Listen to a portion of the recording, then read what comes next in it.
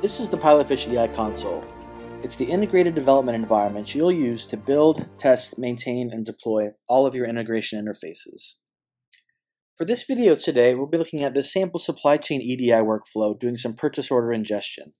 So we'll be taking in some EDI, doing some field validation, a little bit of tweaking, and then updating a database, and then also sending an acknowledgement back to the sender.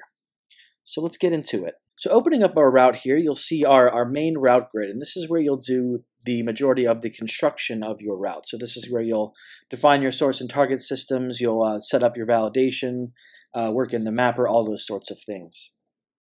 And so how this is organized is we have our source systems on the left. So this is all the places that we're taking data from.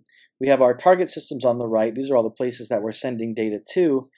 And then the data enters the system and flows through the 7-stage assembly line process as it's finally sent to its destination system. So for this route here, as we can see, overlooking at our sources, so we're picking up some EDI X12 from our SFTP, and looking at our transport systems, our target systems. So here we're updating our purchase order archive database, and then in our second target system, we're sending that 855 acknowledgement back to our sender. So at this point, let's look at each of the 7 stages and the role that they play in the integration process. So the first stage on the far left, the source system stage, this is mainly documentational. So for each of our different source systems, we can give it a name, some metadata if desired, and also a customized icon. So this is very useful when you're working collaboratively on these different routes to be able to quickly identify the source and target systems, what they're doing, where the data is coming from, all those sorts of things. So next we'll move into the first functional stage of the integration pipeline, and that's our listener stage. So obviously if we want to integrate some data, the first thing we have to do is we have to get that data, and we use the listener stage for that. So we have these pre-built listeners for all different kinds of ways that you could imagine to get data into the system. So whether it's something like an FTP as we're using here, maybe a directory, an email, database query, something from the cloud like AWS or Google Cloud Engine, any way that you can imagine getting data into the system, we've got a listener for it. And so how all of our different modules work is they take a base level of configuration. These are our required field values. And then there's more advanced configuration with sane defaults if needed. So for our FTP listener here, all we really need to set up is our host port, our credentials, how often we want to pull, and then it's ready to go and receive files. So next we move into the processor stage. And the processor stage is where we perform any pre-transformative operations on this data. So let's say we're getting our EDI from our SFTP and maybe it's encrypted, it's in some foreign character encoding, or maybe it's in a zip file we need to decompress. And so we'll chain processors to perform all those sorts of operations so that when we get to our next stage, we know that the data is ready for transformation. And so here in our purchase order workflow, we're using an asymmetric decryption processor with some conditional execution to say, in case my EDI payload that I'm picking up is encrypted, I want to go ahead and decrypt that before I send it on to the next stage. So next we'll move into the source transform stage. And so the purpose of this stage is to take any non-XML formats and convert them into an XML structure that we understand. And so we do that in a 2-part process, where first we use a transformation module to take any non-XML formats and give us kind of a baseline XML representation. And then second, we do a logical mapping. So this is an XML to XML mapping using our Datamapper. So since we're ingesting some EDI here, we're using our EDI transformation module. We're supplying the X12 table data for the transaction that we're trying to work with, in this case 850. And then we're also, since we're dealing with EDI, we're going to add some enhancements to the XML that we're producing. So we're going to use our friendly naming here to add some more human readable friendly names to that XML that we're producing. And then we're going to also add some segment indexing just to help us later on with our mapping. And so as I mentioned, the second piece of our transformation stage is this logical mapping using our Datamapper, which I'll show now. So here we have our Datamapper. This is our 3-pane graphical drag and drop mapping tool. How this is organized is we have our source format on the left, so this is our incoming expected XML structure. We have our target format on the right, so this is the XML structure that we're trying to produce.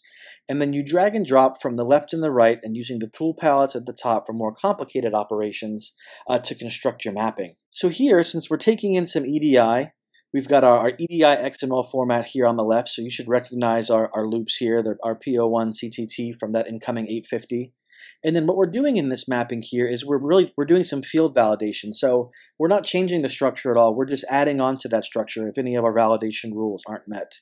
So our target format is also that EDI 850. And so what we're doing here is we're using an identity template to essentially copy over all of the XML. So we're copying directly across, and then for any of our loops or defined elements that match, we're going to perform this validation rule. So here we're doing a pretty simple validation rule to say, get the count of all of our PO1s and make sure that they're equal to our total. So we're saying if my line item total doesn't equal the count of actual line items that I have, then I want to go ahead and identify with this CTT versus PO1 mismatch text attribute. So a little more about our Datamapper. Under the hood, this is all generating W3C compliant XSLT, so there's no binary formats. This will run in any XSLT engine. Also here in the Datamapper, we have built-in testing mode. So you can feed in a sample file as I've done here. You can push go and then immediately see the results of that incoming data pushed through our mapping that we've put together. So taking a step back, we ingested our data via the listener, we transformed it into that XML in the source transform, did a little field validation, and next we move into the routing stage. So the routing stage performs a couple different operations, but the main one that we're going to focus on here is our routing rules. So routing rules is our primary way of taking our incoming source data and sending it only to the target systems that we want. So we can define these arbitrarily complex routing rules to say, based on either some information in the transaction, maybe some metadata that we've set, what have you, follow these rules and flag the ones that match, and then only send the data to those certain target systems. So here I've got a couple simple rules set up. So my first rule here is looking at that EDI XML and saying if my BEG07 is AC, so if my sender has requested an acknowledgement, then I want to send this message to my second target system here.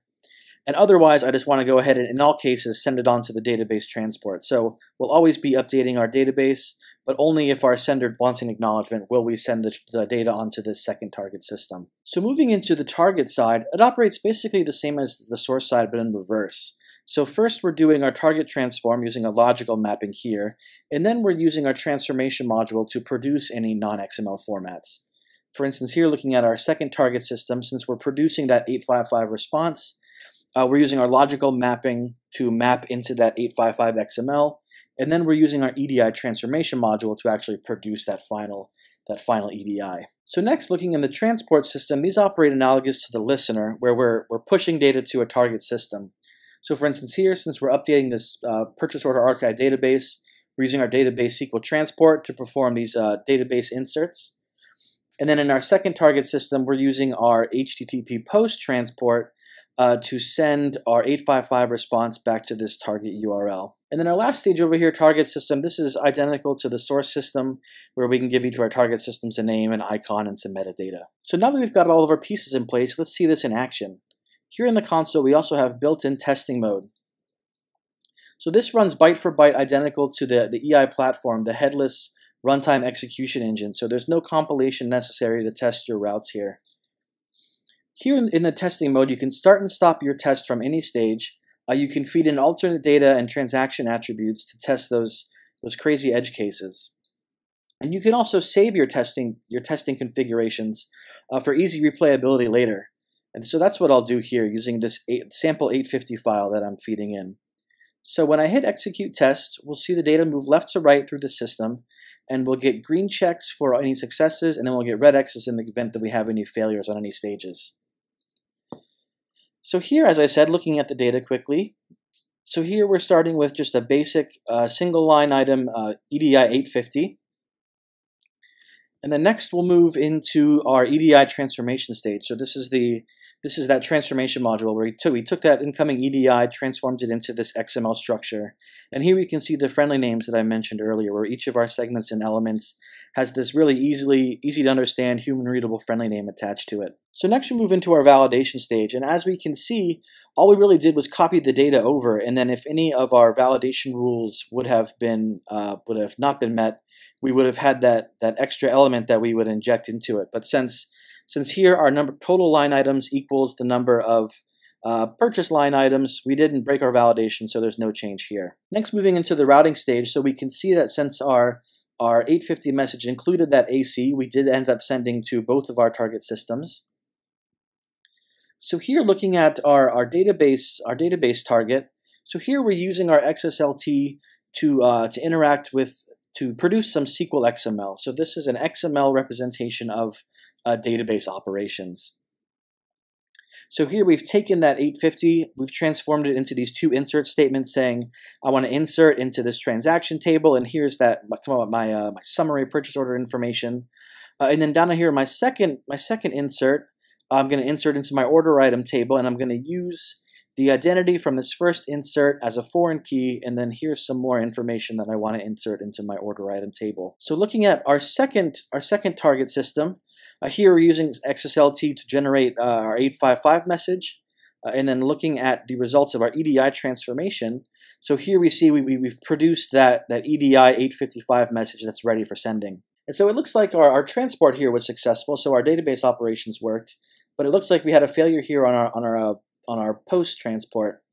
And so for any places where we have errors, we can view the stage output there, and we can get a really detailed exception message to tell us exactly what went wrong so that we can go back, fix the issues as needed, and then run our test again. So that's really all there is to it with the eiConsole here in this purchase order ingestion. To recap, we took in some EDI via SNIP, we transformed it, did some field validation, and then we updated our purchase order archive database, and we sent our 855 response back to our sender.